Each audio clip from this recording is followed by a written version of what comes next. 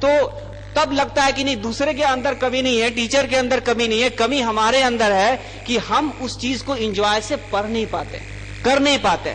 तो साधना यहीं पे काम करता है। जहां भी हम साधना करते हैं वहां से एकदम अपने आप एक ऊर्जा आती है और उसमें हम देख पाते हैं कि हमारे अंदर क्या क्या कमी है, और एक गजब की खुशी अंदर से आती है कि इस खुशी, और वही खुशी हमारे पास की होता है, फैक्टर होता है, जिसको हम खर्च करके अपने रूटीन को ठीक कर लेते हैं।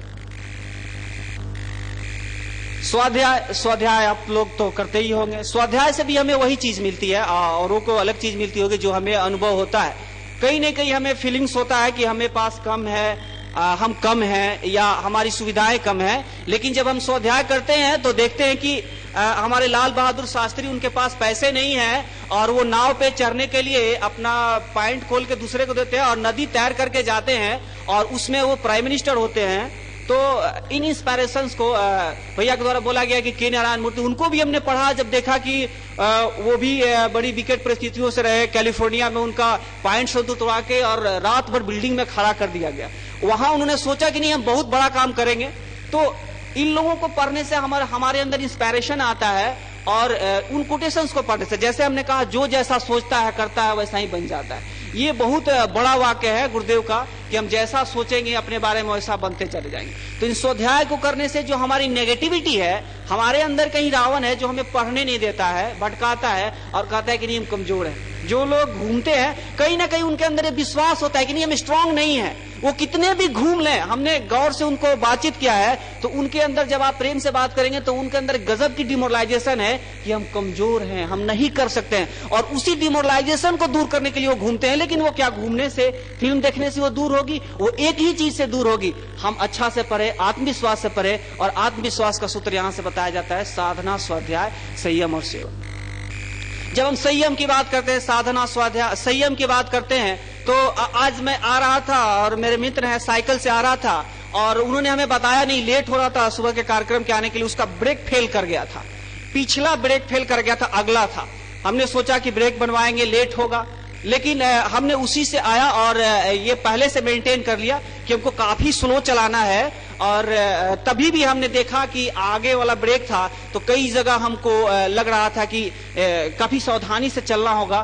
तो हमको यहाँ आने में जो 10 मिनट लगता वो लगभग 20 मिनट लगा, और आने में भी काफी कठिनाई हुई, जगह जगह टेंशन हुआ।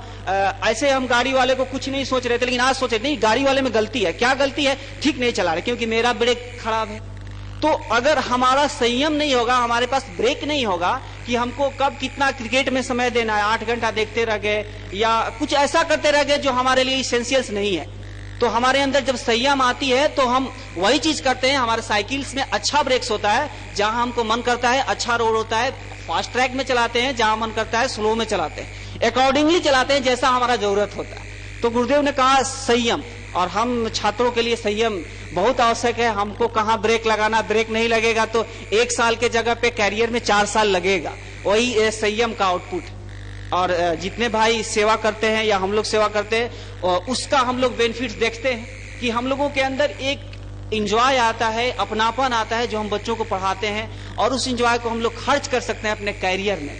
लगता है कि नहीं हम कुछ कर सकते हैं, हम समाज को कुछ दे सकते हैं। अभी तक लगता है हम कुछ नहीं है। वही डिमोरलाइजेशन जो है हमको घूमने पे मजबूर करता है, और वही घूमने का समय जब हम संस्कारशाला में लगा देते हैं, झोला पुस्तकालय में लगा सकते हैं, तो अंदर से कोई आता है, कहता है नहीं हम कुछ कर सकते हैं, I have power, I can do.